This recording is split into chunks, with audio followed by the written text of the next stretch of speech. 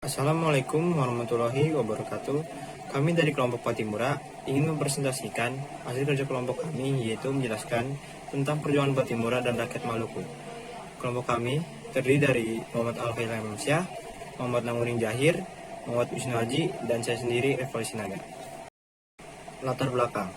Sejak Belanda menguasai Maluku pada abad ke-17, terjadi serentetan praktik penindasan dalam bentuk monopoli perdagangan, pelayaran hongi, kerja paksa, dan sebagainya terhadap rakyat Maluku.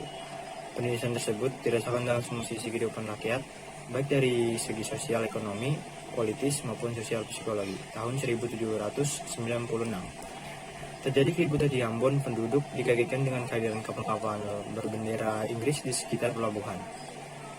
Bendera Belanda yang semulanya berkibar di bentang Victoria pun telah berganti menjadi Union Jack milik Inggris. Ratusan tentara bersenjata lengkap ikut disiagakan di seluruh kota. Rupanya telah terjadi pergantian kekuasaan antara Belanda dan Inggris atas wilayah Maluku. Perang yang berkecamuk di Eropa antara Inggris dan Prancis memaksa kerajaan Belanda menyerahkan seluruh wilayah jajahannya di Afrika dan Asia kepada Inggris. Tahun-tahun berikutnya, konflik antara Inggris dan Belanda atas Maluku terus berlangsung. Keduanya bergantian memberi pengaruh di tanah kelahiran Patimura tersebut. Sampai pada kondisi di mana Inggris tidak dapat lagi menginjak kakinya di sana karena terikat oleh sebuah perjanjian Traktat London tahun 1816. Ketika pemerintah Belanda mulai memulihkan kekuasaan melalui Gubernur Van Nintelkop, pecahan perlawanan beserta rakyat Maluku, diadakannya musyawarah dan konsolidasi kekuatan di mana pada forum-forum tersebut mengangkat Patimura sebagai kapitan yang akan memimpin perjuangan melawan Belanda. Rumusan masalah. Berdasarkan latar belakang di atas, dapat diperoleh beberapa rumusan masalahnya, antara lain: yang pertama, siapakah Patimura? Kedua, mengapa Patimura dan rakyat Maluku melakukan perlawanan?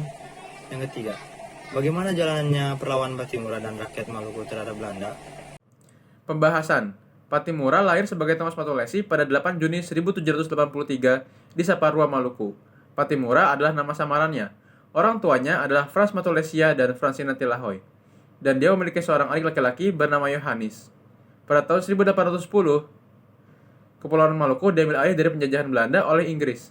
Patimura menerima pelatihan militer dari tentara Inggris dan mencapai pangkat Sersan Mayor.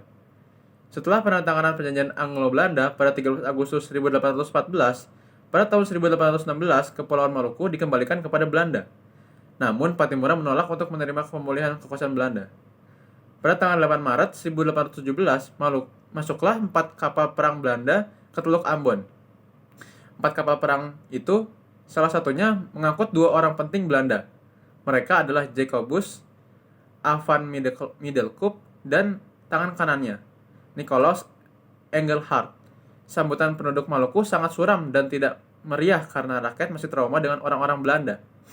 Perasaan trauma itu sepertinya akan terulang pada saat Residen Gubernur Maluku menginstruksikan diberlakukan kembali di kerja paksa yang telah dihapus oleh pemerintah sebelumnya dan kewajiban kepada nelayan Maluku untuk menyediakan perahu untuk keperluan administrasi dan militer Belanda. Sikap Belanda yang sewenang-wenang ini menimbulkan jiwa kritis masyarakat Maluku. Rakyat Maluku mulai membandingkan pemerintahan Inggris dengan Belanda. Pada akhirnya, Patimura ditunjuk sebagai kapitan oleh rakyat Saparua untuk memberontak melawan Belanda pada 14 Mei 1817. Serangan dimulai pada tanggal 15 dengan Patimura dan para letnannya, Said Perintah, Anthony Ribhuk, Paulus Tiahahu, dan putrinya Martha Christina Tiahahu memimpin pada 16 Mei 1817. Mereka merebut benteng Dorestad dan membunuh 19 tentara Belanda, Residen Johannes Rudolf van den Berg, istrinya, 3 anaknya, dan pengasuh mereka. Berita tentang jatuhnya benteng Dorestad dan pemusnahan orang-orang Belanda menggoncangkan dan membingungkan pemerintahan Belanda di kota Ambon. Gubernur Van Middelkoop dan Komisaris Engelhard memutuskan militer besar ke Sarua di bawah pimpinan Mayor Bejes, dan ekspedisi tersebut kemudian disebut dengan ekspedisi Bejes. Pada tanggal 29 Mei, Patimura dan para pemimpin Maluku lainnya membuat proklamasi harian yang mengutarakan keluhan mereka terhadap pemerintahan Belanda dan menyatakan Patimura sebagai pemimpin rakyat Maluku. Pada tanggal 1 Juni, Patimura memimpin serangan yang gagal ke benteng Zeelandia di Haruku. 2 bulan kemudian, pada tanggal 3 Agustus, Benteng Dorset akhirnya direbut kembali oleh Belanda, tetapi telah menyebar kemana-mana. Pada tanggal 16 Desember 1817, Pattimura bersama Antoni Ribuk, Philip Latumahina, dan Syahid Parintah digantung bersama di Benteng New Victoria di Ambon. Untuk jasa pengorbanannya itu, Pattimura dijuluki sebagai pahlawan nasional oleh pemerintah Republik Indonesia. Bab 3. Kesimpulan. Akhirnya pada tahun 1821 perlawanan rakyat Maluku dapat dikatakan berakhir. Perlawanan Maluku terjadi lagi pada tahun 1858, 1860, 1864, dan 1866. Walaupun tidak seheroik pertempuran di tahun 1817, meskipun Pattimura telah gugur, namun semangat dalam memperjuangkan kemerdekaan yang beliau miliki masih melekat pada rakyat Maluku. Semangat tersebut terus mereka bawa dan tidak akan pernah padam demi satu tujuan yang mulia, yaitu merdeka. Tepat seperti kata-kata terakhir Pattimura, Pattimura, tua boleh mati, tetapi Pattimura muda akan bangkit kembali dan melawan. Hingga akhirnya perjuangan mereka terbayarkan dengan terusirnya penjajah dari tanah Indonesia pada tahun 1945.